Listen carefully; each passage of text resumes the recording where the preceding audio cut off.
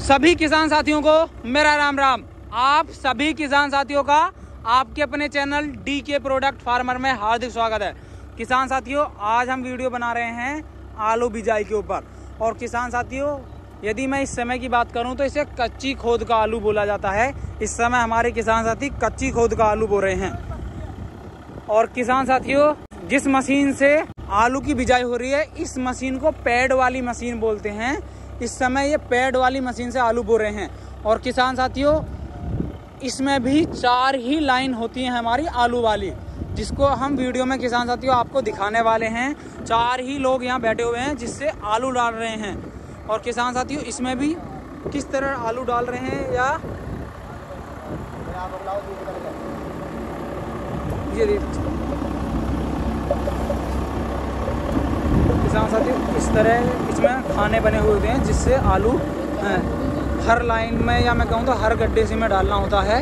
और किसान साथियों, अब हम किसान साथी से मिलेंगे, उनसे लेंगे जानकारी, इनके नाम पता, कहाँ के रहने वाले हैं। तो अंकल जी राम राम। राम राम। अंकल जी, एक अपना छोटा सा नाम और यहाँ का पता बताइए, कहाँ के रहने वाले हैं और कितने वर्षों से आलू खेती कर रहे हैं। चांदपुर पूठी गांव चांदपुर जी, चांदपुर पूठी, और 10वें साल से खेती कर रहे हैं। और नाम क्या है आपका? जयपाल सिंह। जयपाल सिंह। और अंकल जी, जैसे 10-12 साल से आप आलू की खेती कर रहे हैं, तो इस समय का जो आप आलू लगा रहे हैं, जिसे हम कच्ची खोद का ज्यादातर बोलते हैं, तो इस समय कितना आलू लगा रहे हैं आप? इस टाइम पर लगा रहे हैं हम 8-10 बीघा आलू। 8 से 10 बीघा आलू लगा रहे हैं। और अंकल जी, यदि मैं बात करूं, जब हम खेत की तैयारी करते हैं या खेत जुतवाते हैं, तो उस समय किस किस यंत्र से खेत जुतवाना चाहिए? हैरो से जुतवाया जी। और कौन कौन से यंत्र चलाने चाहिए या कितनी गहरी जुताइयां करानी चाहिए? देखो, जितनी भी मतलब हैरों से जुताई हो जाती है, गहरी से गहरी जुतवाते हैं। अच्छा। और टिलर और रूटर लास्ट में रूटावेटर लास्ट में जी। अंकल जी, मैं ये जानना चाहूंगा, जो आप डोज देते हैं जिसे हम बेसल डोज बोलते हैं, अच्छा, शुरुआती डोज, उसमें क्या क्या आपने बिखेरा है या इसमें खेत में डाला है? डाई, यूरिया, जाइम वगैरह। जाइम भी बिखेरा है। हाँ। और पीछे आप बता रहे थे आपने पोटास, इसमें सल्फर भी, हर सब चीज लगा के चलते हैं हम इस टाइम। सारी चीजें इस समय किसान साथियों बेसल डोज में लगाते हैं। अंकल जी, कीटनाशक में क्या लगाते हैं? कीटनाशक में लगाते हैं जो भी मतलब दुकानदार देता है, ये मतलब दवाई तो देता ही है जी, और दवाई देता है साथ में दवाई भी देता है। रिजेंट ऐसी चीजें भी लगाते हैं। हाँ, रिजेंट भी लगाते हैं। हाँ। और अंकल जी, जब हम आलू बोते हैं तो बताते हैं कि उस समय बीज को ट्रीट करना चाहिए, उपचारित करना चाहिए। तो आपने भी उपचारित करा है बीज? उपचारित करा है हाँ जी। तो अंकल जी, उपचारित करके बीज को बोना चाहिए। उसके क्यों बोना चाहिए जी, ये और थोड़ा सा हमारे किसान साथियों को बताइए, क्या फायदे होते हैं? उससे निकल जाता है बहुत जल्दी, और अच्छा। जो गलने वाला वो दाना गल जाता है, अलग निकाल देते हैं उसे। कहने का मतलब ये है, एक तो सड़न गलन जो होती है हाँ। उसमें हमारे बीज में तो वो निकल जाती है, और उपजने में या मैं कहूँ तो जर्मिनेशन अच्छा आता है जी। और अंकल जी, मैं ये और जानना चाहूंगा, इसमें देसी दवाई या मैं कहूँ तो देसी खाद का भी उपयोग करा जाता है? देसी, हाँ, जो कूड़ी बोलते हैं गाँव में। अच्छा, देसी खाद हाँ, पहले डालते गोबर का खाद। तो आपने इसमें गोबर का खाद डाला है या केंचुए वाला खाद डाला है? गोबर वाला खाद डाला जी। गोबर वाला खाद हाँ। तो मैं अंकल जी, मैं ये जानना चाहूंगा, कितनी ट्रॉली बीघे का डालना चाहिए, या आपने कितनी ट्रॉली बीघे का डाला है? ये कम से कम भी 1 बीघे में 2 ट्रॉली कम से कम 2 ट्रॉली बीघे का हमारा कहें तो देसी खाद डालना चाहिए। और अंकल जी, जैसे आप 10-12 सालों से खेती कर रहे हैं आलू की, तो मैं ये जानना चाहूंगा अंकल जी, कितने बैग बीघे का आप आलू निकाल लेते हैं?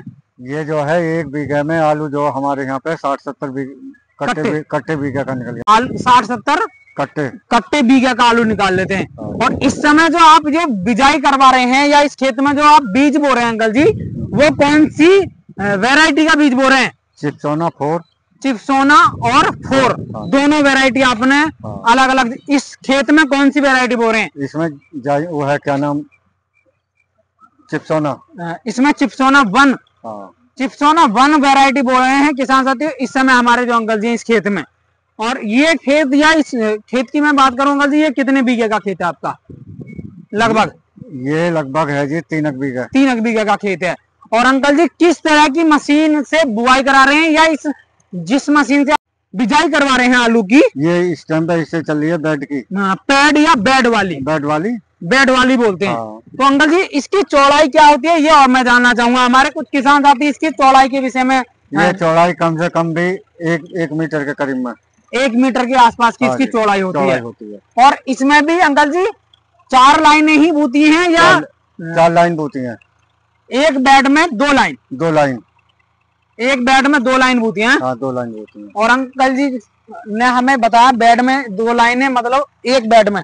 तो अंकल जी कितनी दूरी पे या कहाँ पे बुरा होगा ये आलू, हमें ये और बताइए। ये जो आलू है 2 नंबर पे बुआते हैं हम इसको। 2 नंबर पे? हाँ जी, ऐसे।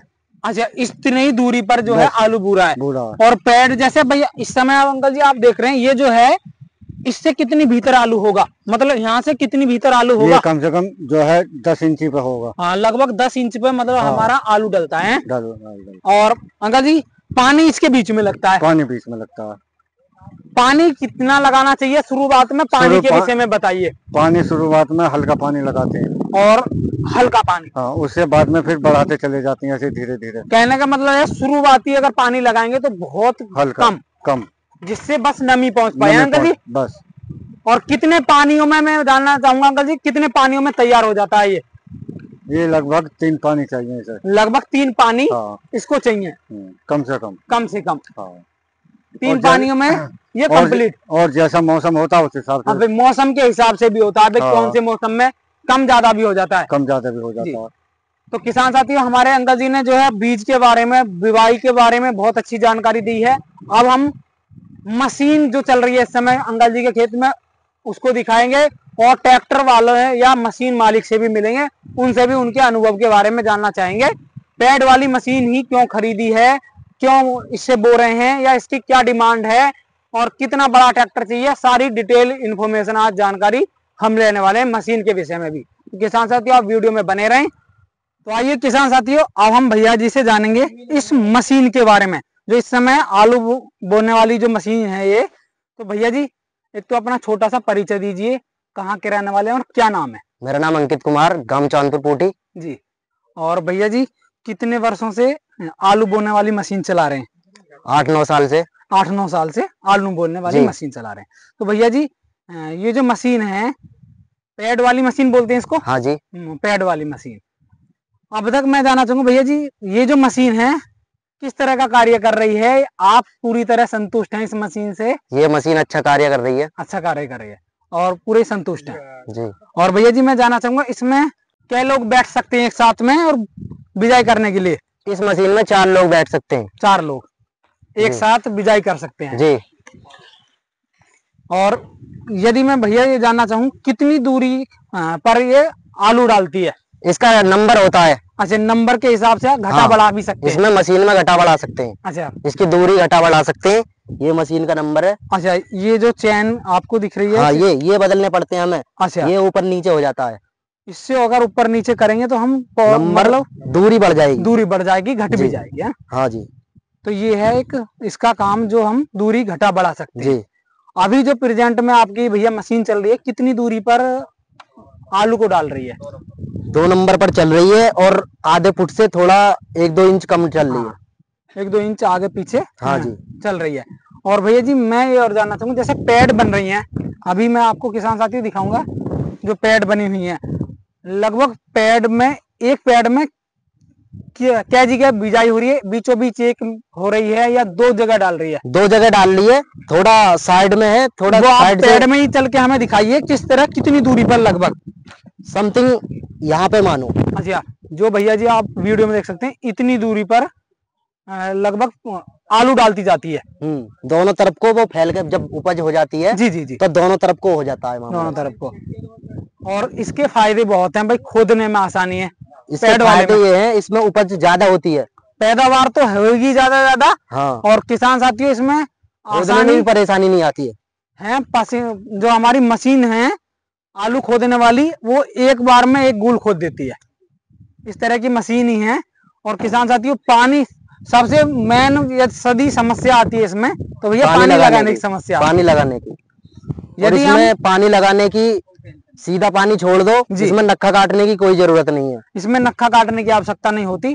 जो हमारी छोटी मशीन होती है उसमें नक्खा काटने की जरूरत पड़ती है। उसमें लगभग 4 से 5 लोग लगते हैं नक्खा काटने के लिए, मैन पावर की ज्यादा आवश्यकता होती है। और भैया जी इतनी बड़ी मशीन चलाने के लिए आप एक तो ट्रैक्टर के विषय में भी हम जानकारी लेंगे आपसे, कौन से ट्रैक्टर यूज कर रहे हैं और कितने हॉर्स पावर का ट्रैक्टर है आपका? जी स्वराज 855 है और स्वराज 855 हॉर्स पावर, और लगभग किसान साथियों 55 हॉर्स पावर में या 55 हॉर्स पावर कैटेगरी का ट्रैक्टर होना चाहिए जी। हाँ भैया जी, जो इस तरह की मशीन को भाई खींच सके। और भैया जी यदि मैं मशीन की बात करूं, लगभग कितना वेट की मशीन है? लगभग मशीन होगी 7 से 8 कुंटल की। 7 से 8 कुंटल इस मशीन में वेट है। मशीन का वेट है। और पीछे बैठने वाले बंदों का वेट होगा कम से कम 2 और 2 से थोड़ा फालतू। कहने का मतलब भैया देखो 4 लोग बैठते हैं तो आप ये अंदाजा लगा सकते हैं कितने वजन वाला, 2.5 कुंटल के समथिंग।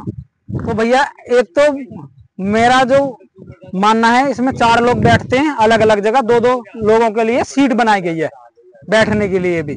और किसान साथियों 55 हॉर्स पावर से लेके 60 हॉर्स पावर का ट्रैक्टर चाहिए इस मशीन को खींचने के लिए, और जो अच्छे तरीके से खींच सकता है। और भैया जी मैं ये जानना चाहूंगा लगभग